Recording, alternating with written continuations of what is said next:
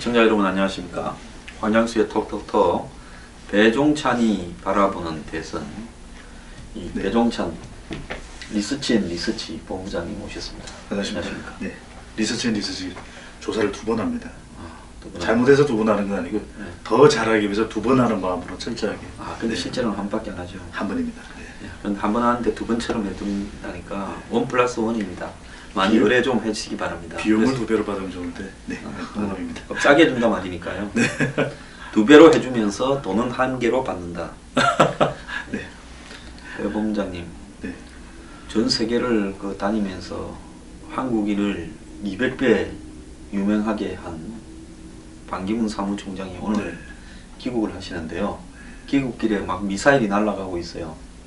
며칠 전에는 박연차 미사일이 한 방 터지더니만 이번에는 이제 뉴욕에서 이 동생과 조카가 피소됐다 하는 내용이 나왔습니다. 오늘 반 총장 귀국 이후에 좀 어떻게 보십니까? 오늘 공항에서 역에서 뭐 오는데 그 코스도 복잡하고 우왕좌왕하고 캠프가 또 있다는데 캠프도 그렇고 또 대선 방향을 설정하는 부분에도 좀 중도 왼쪽으로 이렇게 외연을 확정하려는 것 같은데, 제 개인적인 생각은 반 총장이 지금은 집토끼를 다져서 보수에 자신의 어떤 캐파를 좀 늘리는 게 낫지 않겠는가 그런 생각도 있는데 한번 이야기 좀. 저는 첫인상 현상이 매우 중요하다. 첫인상 효과. 어떤 사람을 만났을 때 우리도 그 사람이 얼마나 매력적인가가 뭐 5초 만에 결정된다는 이야기도 있거든요. 귀국 후에 오늘 바로 7시간, 요즘 하도 7시간 이야기가 많이 되니까 이 귀국 후에 7시간 동안에 어떤 모습을 보여줄 것인가. 그 외교 구단인 건 누구나 알고 있거든요. 하지만 이 국내 정치는 1단, 2단 잘 모르겠다. 이것이 우리 국민 유권자들의 마음이기 때문에 외교는 잘하는 반기문 전 유엔 사무총장이 과연 우리 유권자들에게 국민들에게 어떤 모습을 보여줄지. 그래서 앞으로 이 수많은 미사일이 아마 날아올 겁니다. 금정의 미사일. 그래서 앞으로 영향력이 커지면 커질수록 주목받으면 주목받을수록 더 이 금정의 칼날은 또 날카롭게 들어올 수밖에 없는데, 이 첫 7시간의 첫인상 반 전 총장 어떻게 만들어낼지 지지율에 영향을 줄 수밖에 없고요. 또 첫 귀국 직후의 7일간 이때가 또 상당한 반 전 총장이 얼마만큼 미수군하다 하더라도 얼마만큼 진솔하게 국민들과 다가서는 이 정치인으로서의 모습을 보여주느냐, 그것도 굉장히 중요한 것이거든요. 우리가 이 정치를 잘 안다고 정치 잘합니까? 아니지 않습니까? 네, 전 잘 알아도 정치는 안 되지 않습니까? 우리 방또 본부장도 맨날 정치 리서치 컨설팅 해도 정치는 안 하지 않습니까? 저희들이 제일 잘 아는 게 또 정치지만 제일 안 하는 게 또 정치인데, 그래서 이 정치에서 미숙하다고 알려져 있는 우려되는 반 전 총장이 과연 어떤 모습을 보여주느냐. 그래서 정치에 대해서 그동안 경험이 없다 하더라도 중요한 건 얼마만큼 본인 스스로가 여기에 대한 통치 철학을 가지고 있는 거 중요하지 않겠습니까? 바로 그런 7일간 동안에 어떤 대선 후보로서의 행보, 누구를 찾아가고 어느 지역을 가고 또 어떤 메시지를 내느냐가 너무나도 중요할 수밖에 없고요. 또 설 이후에 민심의 용광로라고 하는 것이 설이기 때문에 1월 말 2월 첫째 주, 둘째 주 이때까지는 어느 정도 조금 안정된 모습을 보여야 되거든요. 그래서 소장님 말씀하셨던 대로 첫 인상이 어떨지, 과연 국민들이 반기게 될지 아니면 반기를 들지 지켜보겠습니다. 반기. 네, 그러네요. 이름이 다 있네. 다 있습니다. 하여튼 우린 저 언어의 예술 뭐라고 조형사? 언어의 마술사 참. 이거 단독으로 공개해드리는데 제가 예전에 대학교 때 언어학을 전공을 했습니다. 뭐가 달라도 좀 다르네. 언어학 제공한 사람이 미국에 말입니다. 촘스키. 촘스키도 있고 또 이 코끼리를 조지 레이코프. 조지 레이코프도 그것도 언어학자 있잖아요. 그렇습니다. 근데 그 사람이 언어학자인데 미국 대선에 프레임 이론을 제기를 해서 이제 완전히 미국 대선판을 한번 휘저었잖아요. 언어한 사람들이 이게 정치에 발레. 소장님한테 저는 학교 다닐 때 많이 오해를 샀던 게, 언어학을 전공했는데 자꾸 사람들이 언어학과를 다니냐고 물어봐서 언어학이라고 이렇게 이야기를 해요. 언어학을 전공한 사람한테 언어학과를 다니냐. 역시 언어의 마술사입니다. 저는 이 언어가 좀 서툴러가 내 같은 사람이 이 평론에서 산다는 것도 참 기적이다 이래 생각하는데 그래도 소장님 장애를 갖다가 극복하는 그런 예를 갖다 보여주려고 네. 지금 많은 전국에 30만 명의 히키코모리 또 이 50만 명의 취업 나고생들한테 희망을 주려고 제가 이 뉴스 브리핑을 합니다. 네. 아, 황 소장도 과거에는 언어 낙방생이었는데 그래도 말을 우리 이 105문장만큼은 못하지만 좀 하네 이렇게. 아유 전혀 아니고요. 소장님께서 건강적으로도 여러 가지 또 힘드신 점도 많으셨는데 과거에 그런 어려움을 다 극복을 하시고 지금 이렇게 메시지를 주시면 좀 중요하다. 왜냐하면 국민들은 지치고 외롭거든요. 그 사람들한테 달래줄 수 있는 민심위원회 장수, 황장수. 저는 소장님의 가장 큰 장점이라고 생각합니다. 아, 정말 진짜 매우 본론으로 못 들어가고 있네. 저희가. 그러면 네. 반기문이 다음 주에 들어갈 수도 없고. 네. 예, 일주일 안에 지지율 변동이 네. 이렇게 눈에 띄게 다음 주 이제 이 반기문이 오고 난 이후에 목요일이나 금요일쯤 여론조사가 나오는데 네. 거기서 반 총장이 문재인 그 후보를 한 3, 4% 이상 이렇게 이기는 이런 지지율을 기록하지 못하면 저분 이렇게 땅에 낙하해서 착륙하는데 좀 애로가 생긴 거다 이래 봐야 되지 않겠습니까? 그렇습니다. 그래서 이게 과연 반 전 총장이 귀국해서 국내 정치권에 자기의 모습을 드러냈을 때 과연 이것이 경착륙이겠느냐, 안정된 연착륙이겠느냐, 아니면은 상당히 뒤뚱뒤뚱하는 경착륙이겠느냐는 것인데 가장 중요한 것은 저는 지역 기반이라고 보여집니다. 대선 후보가 여론을 통해서 쭉 조사를 하다 보면은 자기의 지역이 있어야 되거든요. 한 뭐 7, 80% 이렇게 그렇습니다. 집단으로 지지하는. 예를 들면 당산 지역에서는 황 소장님을 모르시는 분이 없지 않습니까? 대부분 모르고 간혹 가다가 몇 네. 명만 알아보십니다. 네, 조정하겠습니다. 그래서 이 지역 기반을 가지고서 자기의 대선의 부실을 살려주지, 그게 충청 대망론이거든요. 과연 충청 유권자분들은 반 전 총장이라고 하는 충청 대권론에 대해서 힘을 실어줄 건지, 이 부분도 매우 중요한 부분이에요. 또 그만큼 충청 민심을 대변할 수 있는 역량을 보여줘야 되거든요. 그 다음에는 중요한 것이 이념 기반일 수밖에 없습니다. 특히 중요한 것이 보수층을 안고 있는, 또 등에 업고 있는 지지율을 보여주고 있는 반 전 총장이기 때문에 박근혜 대통령하고의 관계 정립도 매우 중요하거든요. 왜냐하면 기자분들이 물어보실 수밖에 없습니다. 네. 박 대통령의 지금 현재의 탄핵 사태에 대해서 탄핵 사태에서 어떻게 생각하느냐, 최순실 게이트에 또 어떻게 생각하느냐, 새누리당하고 관계를 어떻게 어떻게 생각하느냐, 친박하고 또 어떻게 붙을 거냐 뭐. 그렇습니다. 바로 이런 부분들에 대해서 매우 미숙하고 얼렁뚱땅 넘어가는 그런 기름장하라는 이야기 들었지 않습니까? 솔직히 그런 표현들이 어떨 때는 굉장히 유연한 외교관으로서는 장점일 수 있겠지만 국내 정치에서는 유권자들의 답답함도 긁어줘야 되거든요.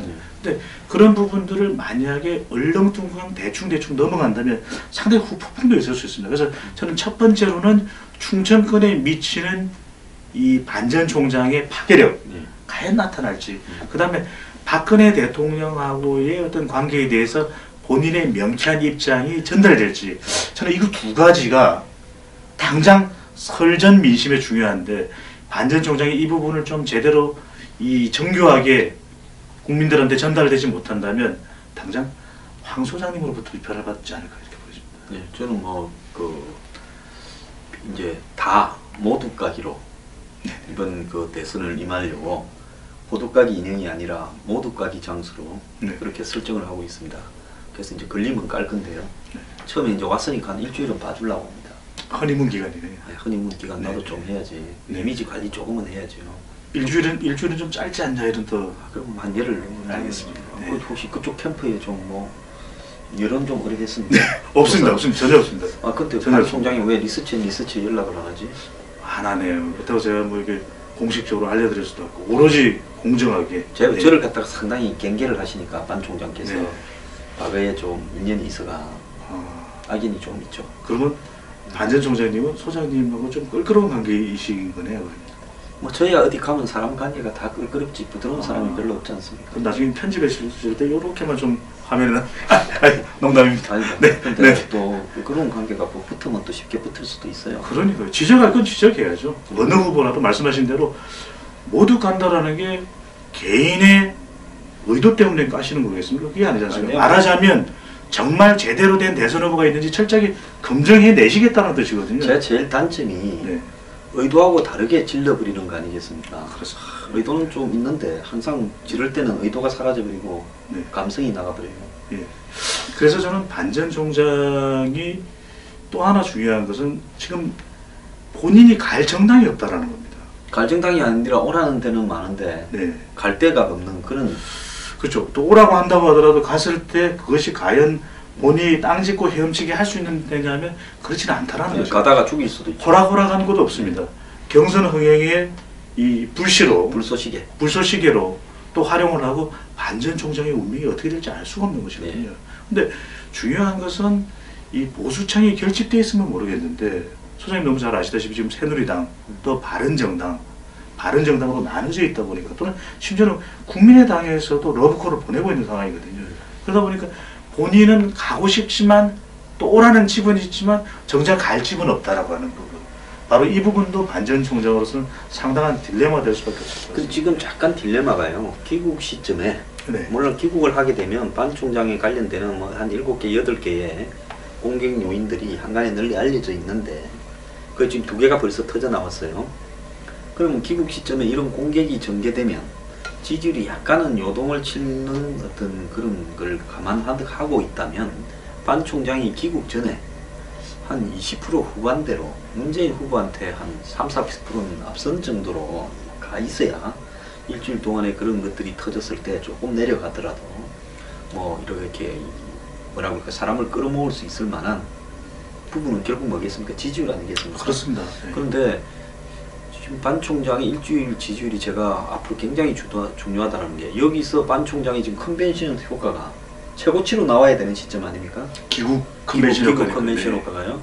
그래서 정상적이라면 그런 효과가 한 6~7%는 떠야 네. 되는데 네.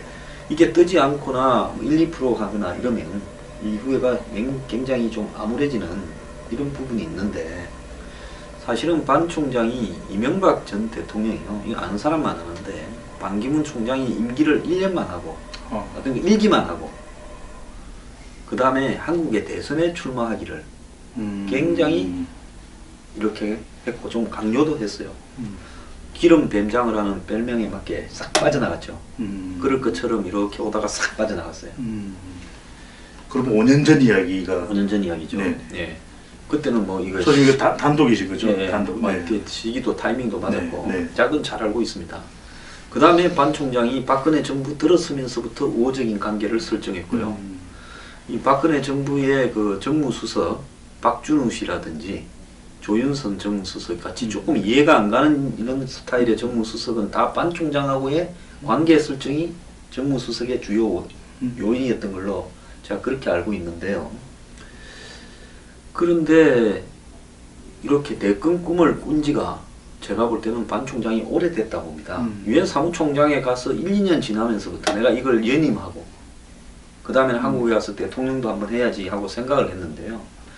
문제는 이분이 그런 꿈을 오래 꾸어온 거에 비해서 지금 국내 조직을 또 좀 산만하고 또 더 나아가서 본인의 메시지 관리를 유엔 사무총장이라는 저렇게 움직이는 데마다 카메라가 따라다니는 위치에 있으면서 조금은 잘 못하는 부분도 있는 거 아니냐. 특히 지금 1등부터 6등까지의 대선 후보들이 전부 야권이잖아요. 반 총장 2등 하나만 빼고요. 그러면 한 명 띄고 나머지 보수 후보들은 1~2%, 1% 미만이 나와서 의미가 없는데 그러면 남은 나머지는 6명 중에 5명은 야권 중도 성향의 표를 자기들끼리 나누는데도 20몇 프로, 10몇 프로, 뭐 8%, 6%, 뭐 4% 이런데 거기에 무슨 뭐 손학규나 김종인까지 넣으면 한 8등까지도 야권이 다 가는데 그 중에 혼자 들어앉았는데 그렇다면 이 보수표들 그걸로 안 간다는 거 아니겠어요? 그런 측면에서 귀국 시점에 반 총장이 동교동 이희호 여사 만나고 봉화에 가서 권양수 여사 만나고 중도하고 통합 이야기하고 이런 부분이 집토끼도 지금 전혀 못 따지고 있는데 산토끼 잡으러 쫓아다니는 거 아니냐 이런 생각도 드는데 거기는 어떻게 생각하세요? 여론에서 봤을 때 대선 후보들은 과연 어떤 태도를 취해야 될까 굉장히 중요한 부분을 지적을 해주시는데 신중이냐 과감이냐. 그러면 우리가 굉장히 안정된 상태일 때는 신중해도 괜찮습니다. 네. 그러다도 국민들은 차분하게 옥석을 가릴 수가 있거든요. 근데 난세의 영웅이 탄생한다면 영웅들이 가만히 있는 사람이 활을 촥 빼서 과감하게 활을 촥촥 지르는 사람들이거든요. 아유, 옛날에 나서면 춘추제국 시대의 영웅이었겠어. 제가 이름은 장수가 아니 죄송합니다. 선생님. 이 장수가 되고 싶은데. 여하튼 다시 이야기로 돌아가서 그러면 이렇게 칼을 촥 뺐을 때 그것은 과감하게 보여줘야 되는 것인데 이 말씀하신 대로 대선 후보에게서 중요한 것이 권력 의지거든요. 네. 그러면 적어도 전 세계를 다니면서 유엔 사무총장이 되는 그런 결과를 만들어낸 반전 총장을 보면 권력 의지가 있는 사람입니다. 보통 있는 게 아니죠. 노무현 정권에 네. 붙어서 그 정권에 이렇게 이해관계가 있지 않은 창의 공신도 아니고 그럼요. 단지 관료에 불과했는데 그 노정권 같이 이렇게 순혈주의를 가리는 그런 정권에서 그걸 꼬드겨 가지고 홍석현 주미대사 대신에 그분이 낙마했을 때 그렇죠. 잽싸게 네. 뛰어들어서 네. 그걸 또 차지하면서 또 미국이 방점을 사실상 미국이 찍는데 그 미국 쪽에 또 바넨 총장 노무현 정권 당시는 미국이 부시했잖아요. 그렇습니다. 아주 노무현 정권에서 유엔 사무총장이 나오는 걸 매우 싫어해서 내가 거기에 아는 게 좀 있어요. 그래서 굉장히 싫어했는데 그걸 또 나는 친미주의자다 이렇게 해가지고 뭐 고등학교 때 영어 연설을 잘해가지고 뽑혀가 미국으로 가서 존 F 케네디 대통령하고 압수를 했어요. 그러니까요. 네.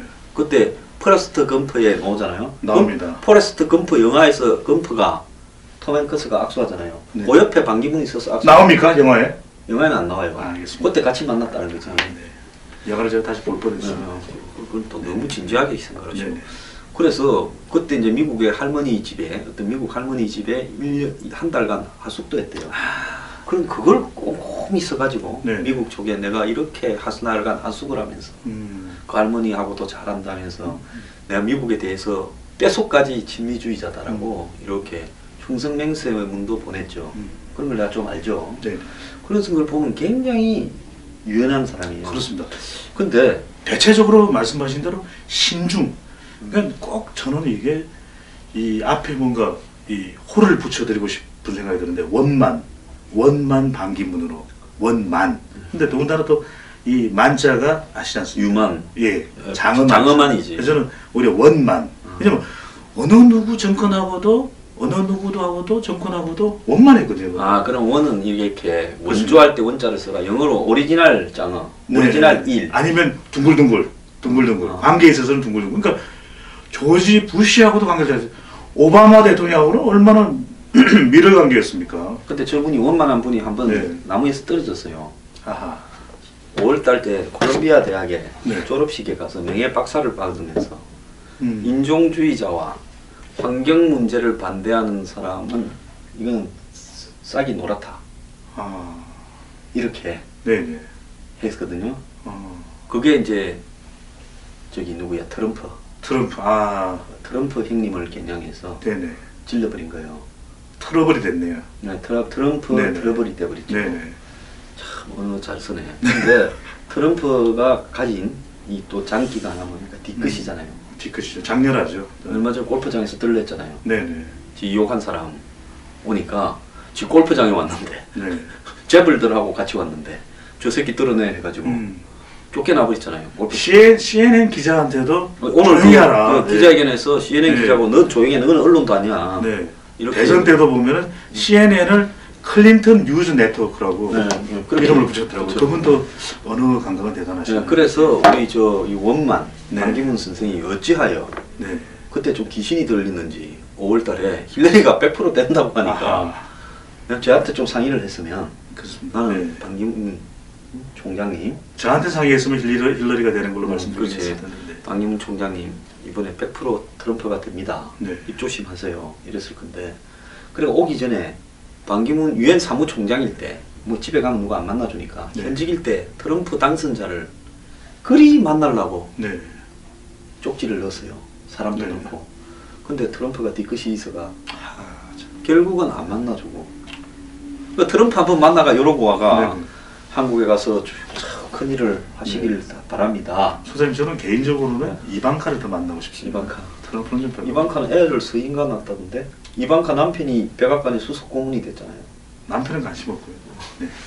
이방카가. 그래서 말씀하신 대로 뭐 트럼프한테는 그러긴 했지만 그래도 모든 외교관 생활 동안 원만한 그런 원만하죠. 예, 근데 국내 정치는 안 그렇다라는 겁니다. 많은 이제는 지적과 의혹과 네거티브가 이어질 수밖에 없거든요. 그래서 말씀하신 대로 지지율의 상승 모멘텀을 기구 컨벤션을 통해서 만들어야 되는데 지금 바로 이 동생, 조카의 또 의혹이 있죠. 또 박연차라고 하는 노무현 전 대통령하고도 연결되는 인물의 노무현 대통령의 가방이다 이래 생각하면 되죠. 의혹도 연결되어 있기 때문에 이런 부분이 명쾌하게 해명이 돼야 됩니다. 왜냐하면 지금 무엇보다도 우리 국민들은 도덕성을 어떤 걸로 생각하고 있거든요. 아 그러니까 가족 없으면 부패하지 않겠지. 형님도 깜빵 가고 동생도 네. 깜빵 가고 아들도 가고 확률 100%로 깜빵 다 가니까 네. 대통령에.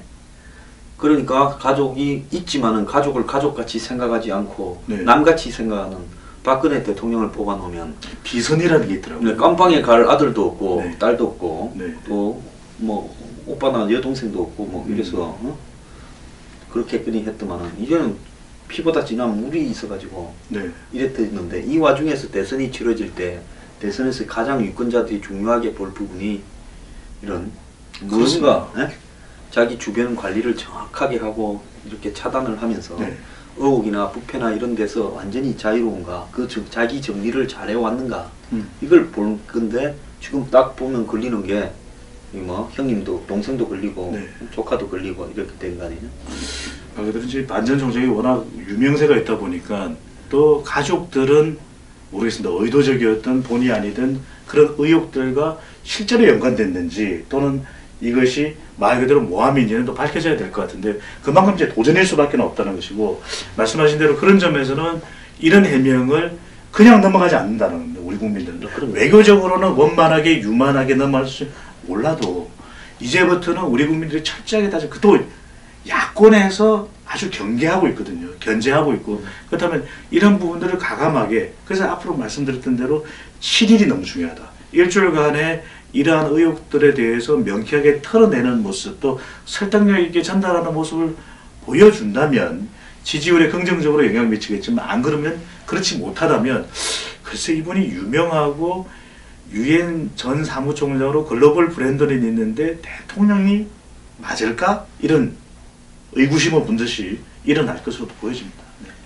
그래서 그 과거에 보면 7일도 안 돼가지고 집에 간 분이 계시죠. 대선 오겠다 하다가 서울대 총장 하신 분. 네. 뭐 누구라고 이야기는 안 하겠습니다. 제이 모 씨. 네. 그분은 뭐 대선 이니셜로 해야 될 것 같습니다. 대선 하겠다 하다가 7일 만에 네. 들어가면서 또 영어로 드롭이라는 말을 써가 사전도 네. 찾아봤잖아요. 드롭이 네. 뭐냐 이게. 그러니까 우리가 프로 레슬링 할 때 보면 네. 영국식 발음은 드롭, 미국식 발음은 드랍. 네. 드랍. 아, 네. 나는 영국에서 알겠습니다. 네. 네. 근데 미국 좀 다녀오시죠. 아니 잠깐. 미국에 네. 유학도 좀 하셨어요. 네네. 생기기는 또 이렇게 산도적 같이 생기셔도 아유. 미국에서 인텔리십니다. 미국에도 산이 있습니다. 네. 에팔레치아 산도 있고 네. 로키 산도 있고. 근데 이분이 지금 보면 캠프가 산만해요. 네. MB 사람들이 좀 있어요. 그 저기 MB 때 뭡니까 정책기획수석을 했습니까? 네. 곽승준, 네. 이동관, 김두우 MB 캠프에 좀 선수들이 그걸로 또 와 있고 그죠? 네. 그 다음에 이제 또 외교관 출신들 김숙 그 유엔 대사 겸 그분 국정원 차장도 있어요. 네. 그분하고 뭐 대사들 몇 명 이름도 잘 모르겠습니다. 뭐 이상일 전원 이런 사람들이 있고 또 숨겨놓은 조직도 많고 뭐 반기문 조직이 수십 개다 이런 이야기가 있는데요. 근데 이 이제 중요한 거는 뭔가 하면 왜 저분이요 오늘 서울역이나 김포공항에서 제가 이렇게 국민 여러분 때문에 잘 마치고 왔습니다. 그리고 이제 한국을 위해서 제 나름대로 가진 역량을 다 쏟아서 한번 우리나라를 이렇게 좀 위해서 몸을 던지겠습니다. 요즘 어려운 일도 많은데 믿어주십시오 하고 이 출사표를 오늘 안 던지고 네. 내일부터 사실상 오늘 저녁부터 대선 행보를 하고 다닐 건데 출사표를 26일 날인가 던진대요. 연설문이 준비가 안 됐나 봅니다. 아, 그런가요? 캠프가 그리 사람이 많은데 연설문이 안 됐구나. 그러니까 지금 소장님 말씀하신 대로 가장 중요한 것이 국민들에게 나는 어떤 대통령이 되겠다라는 메시지를 정확히 던져줘야 되거든요. 오늘 들어오면서 공항에서 던지는 게 아마 대선이 끝날 때까지 가장 많이 집중되는 게 지금 이 뭡니까 요즘 빅데이터 분석으로 검색어 분석을 해보면 오늘이 반기문 총장에게는 가장 검색이 많이 되고 뜬 날이고 내일부터는 내리막길일 수도 있어요. 그렇습니다. 그렇다면 오늘 공항에서나 서울역에서 메시지를 던지면서 아예마 내 같으면 서울역에 와가지고 그냥 연설을 한번 해버리겠습니다. 사람 모아놓고 자기 조직들 다 끌어놓고 서울역 앞에 뭐 한 4, 5만 명이 모였다. 이렇게 해갖고 뭘 좀 해가야 될 건데. 그래서 첫인상을 말씀드린 거죠. 선생님 그래서 가장 감동적인 연설이 첫 만남에서 나와야 된다. 그래야만 사람들이 당장 내일 지지율이 바뀌지는 않는다 하더라도 앞으로 이 첫 귀국할 때의 메시지가 계속해서 각종 프로그램에서 등장할 수밖에 없는 것이거든요. 그렇다면 그 반복되는 것을 국민들은 보고서 머릿속에 각인이 되고 본인의 이 대선 후보 대통령 선택에 대해서 지대한 영향을 미칠 수밖에 없다는 겁니다. 그러면 적어도 반 전 총장의 경우에는 귀국하면서 소장님께서 연설문을 좀 도와주셔야 됐던 거 아닌가 생각도 듭니다. 아이고 그 옛날에 하도 연설문에 걸쭉걸쭉 하시는 분들이 많아요. 하여튼 그래서 가장 감동적인 마치 오바마 대통령의 이 고별 연설, 굿바이 연설. 예. 그렇다면 우리 국민들은 할 수 있다. Yes, we can. 한국의 모든 최순실을 깜빵에 집어넣겠다든지 뭐 이런 그런 이야기를 이 위기 농단 사태에 있어서의 국민들의 마음을 위로해주고 적셔줄 수 있는 메시지가 나와야 되는 것이거든요. 나와야 되죠. 그런데 뭐 내일 이제 말입니다. 그 봉화마을이나 동교동을 가고 막 이렇게 할 거 아니에요. 근데 반기문 총장이 아직 자신의 입으로 출마를 하겠다라는 워딩을 정확하게 한 적이 한 번도 없죠. 그렇습니다. 제가 한국의 대선에 출마하겠다라는 이야기를 자기 입으로 한 적이 한 번도 없어요. 그런데 오늘도 그 말을 하지 않고 내일부터 대선 행보를 하고 다니는 이런 부분들이 메시지 관리 측면에서는 저는 일단 중대한 실수를 하는 게 아닌가 나는 그렇게 보고 있어요. 공감하고요. 여론상으로 볼 때도 서울은 유엔이 아닙니다. 그렇죠. 국민들에게 정말 마음에 와닿게 어떤 대통령이 되고 싶은지를 말씀 주셔야 되거든요. 그러니까 오바마 대통령이 이토록 미국 국민들의 사랑을 받는 것은 말을 통해서 전달하는 것입니다. 말밖에 없거든요. 누군 뭐 말을 타는 사람도 키 있긴 큰 놈 한데 중에 싱겁지 않은 놈 없다더만 하는 거는 싱거운데 말은 잘합니다. 하여튼 그래서 그런 말을 통해서 뭐 국민들의 간을 맞출 수 있는 건 아니겠습니까? 사람들이 지쳐있는 그 마음들을 에너지를 줄 수도 있는 자기가 국민들의 네. 간을 맞추게 해야 되는데 자기가 국민들을 간을 보고 있어요.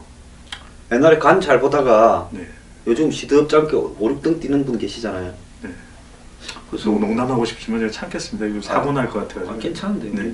그래서 저는 이 메시지를 통해서 선생님께서 강조를 해주셨던 그 부분인데 결과적으로는 반 전 총장이 넘어야 될 저는 세 개의 만리장성이 있다. 첫 번째의 만리장성은 박근혜 대통령입니다. 어떻게 관계 정립을 하느냐에 따라서 덕이 될 수도 있고 해가 될 수도 있고 근데 너무나 미묘합니다. 지금 박 대통령의 처한 상황 자체가 워낙 민감하다 보니까 그 다음에 먼저 말씀하신 대로 조직 기반이거든요. 조직 기반에서 새누리당이 지지율 고공행진을 하고 있다면 1년여 전처럼 상당히 말 그대로 금이 한양할 수 있을 텐데 지금은 그런 걸 할 수가 없거든요. 그럼 마지막으로는 말씀하신 그 부분입니다. 저는 좀 더 캠프 구성에 있어서 참신함을 줄 수 있지는 않았을까. 충분히 준비가 가능했을 텐데 왜 그랬을까는 좀 아쉬움이 있습니다. 여론조사 전문가로서는. 그렇다면 마지막에는 박근혜 대통령이라고 하는 피플, 두 번째로는 정당이라고 하는 파티, 3P거든요. 마지막 하나는 P에다 끼워 맞춘 건 아닙니다. 마지막 P는 팔러시. 근데 너무 외교관 냄새가 난다는 겁니다. 국민들한테 적어도 마지막이 뭐라고요? 마지막은 팔러시. 그러니까 팔러시. 예, 외교 안보 쪽 냄새가 너무 난다는 거죠. 예. 그러니까 오히려 보다 더 참신하고 반 전 총장이 오랫동안 좀 준비를 했다면 그동안 각계각층에 대한 교류를 했을 거 아닙니까? 그분들이 뭐 앞으로도 또 도와줄 여지는 있겠지만 우리가 뭐 속단할 수는 없습니다만은 그런 사람들을 통해서 국내 정치 현안에 대해서 많은 고민을 했기 때문에 대통령에 나서려고 하는구나. 또 하나의 외교적 무대로 생각하는 것은 아니구나. 이런 메시지를 줄 수가 있는 것이거든요. 제가 생각할 때 딱 3명 정도만을 오늘 공개했겠습니다. 저라면 이 한국의 안보나 이런 부분에 매우 원칙적인, 친미적인 장군 출신 한 명, 다른 한 명은 경제를 철저하게 개혁을 할 수 있는 소신을 가진 분 한 명, 나머지 하나는 미스터 클린이라 부를 정도로 부패를 척결할 수 있는 법조인 한 명. 이렇게 한 3명 정도를 공개해서 그 사람들과 오늘 같이 움직인다든지 이래야 됩니다. 네. 참 뭐 알아서 하시겠죠. 뭐 내가 남 걱정하게 생긴다. 대선 후보에서 그래서 소장님 중요한 것이 그 후보의 주변에 누가 있느냐도 굉장히 중요합니다. 굉장히 중요하죠. 어떤 사람이 있느냐에 따라서 지지율에 영향을 미칠 수 있고 그만큼 조직이 탄탄하냐. 그러니까 문 전 대표에 대해서는 호불호가 엇갈리긴 하지만 적어도 더불어민주당이라고 하는 조직이 있다는 것은 유권자들이 인식을 하고 있는 것이거든요. 뭐 자기들 나름대로 색깔을 갖춰 있는 거죠. 보탬이 되고 있는 것도 뭐, 또 노무현 전 대통령의 유산이 있는 것도 또 보탬이 되는 부분이에요. 근데 보면은 지금 지지율이 낮은 후보들 같은 경우에 그 주변에 인물이 누구가 있는지를 소장님 말씀대로 적어도 우리가 알 정도로 인상적이지는 않다라는 겁니다. 손학규 전 대표 같은 경우에도 보면 기자들이 뽑은 차기 대선 후보 1위 이런 평가까지도 받았었거든요. 아주 훌륭한 역량, 물론 뭐 비판적인 시각도 있을 수는 있겠습니다만은 그냥 우리가 요 관점만 놓고 본다면 과연 손 전 대표의 주변에는 누가 있는가 인상적이지가 않거든요. 누군가 다 머릿속에 떠오르지 않습니다. 안철수 전 대표의 주변에 누가 있는가 잘 떠오르지 않습니다. 그렇다면 지금 새로 시장에 진입하는 반 전 총장의 경우에 말씀하신 대로 그런 새로운 시대를 적어도 이끌어갈 수 있을 만한 또 믿음을 가질 수 있을 만한 그런 인물이 주변에 있는가? 이건 전혀 딴밖의 이야기입니다. 우리도 왜 오늘 자꾸 미국 이야기를 하는데 미국 속담에 또 뭐 서양 속담에 그 사람을 알려면 친구를 보라는 이야기가 있지 않습니까? 근데 지금 과연 이 반 전 총장에 대해서 우리가 믿음을 가져줄 수 있는 친구는 누구인지 잘 못 보고 있거든요. 또 보여지지가 않거든요. 그 주변에 보면 이 손금이 없는 분들이 많은 것 같아요. 노동을 많이 해서 그런 건 아니고. 네, 지문 인식이 안 될 텐데 그러면 집에 가도 문이 안 열리고. 네. 국방총장 캠프에는 지문 인식기를 달지 말기를 바랍니다. 네. 공채 인식. 공채 인식 그게 좋네요. 네. 근데 저는 쓴소리는 해야 된다고 봅니다. 우리가 가장 경계해야 되는 게 선생님 말씀하신 대로 그게 쉽지는 않을 수 있지만 지금 우리가 이렇게 되는 경우에 2012년에 과연 검증을 어떻게 했냐 이야기가 나오고 있거든요. 또 그 당시에는 콘크리트 지지층은 아주 강한 신뢰를 가졌기 때문에 믿으려고 하지 않았습니다. 그래서 저는 이제는 모든 이 사전 정보를 없애서 과연 철저하게 객관적으로 빈 이 시각에서 비어있는 시각에서 정말 이 사람이 제대로 된 머릿속에 선입견을 가져야 돼. 완전 저는 이걸 배제해야 된다고 봅니다. 배제해서 반 전 총장이든 문 전 대표든 다 저는 선입견을 걷어버리고 장막을 걷어버리고 어느 누구가 정말 국민을 조금이라도 더 행복하게 해줄 수 있는가. 심지어는 그래서 저는 그런 생각이 듭니다. 이건 무정부주의자 저는 성격에서 또 의미에서 드리는 말씀은 아니고 정말 뽑을 사람 없으면 뽑아야 됩니까? 기꺼야죠. 악착같이 가서 투표할 일은 아니다라는 걸 2012년의 경험으로 느꼈습니다. 네. 기근도 선택이라고 그렇게 봅니다. 네. 자, 오늘 이 반 총장 귀국에 대해서 우리가 이야기를 좀 나눠봤는데요. 제가 한 2년 전쯤에 반 총장 주변에 이 가족들이나 이런 분들이 기업에 계시고 이런 부분을 좀 정리하는 것이 아마 대선에 100% 나올 건데 꼭 필요할 거다 했는데요. 지금 반 총장이 뭐 그때 저를 싫어가지고 그 말 안 들었을 건데 지금 시점에서 한번 잘 돌이켜 보길 바랍니다. 네. 감사합니다. 감사합니다.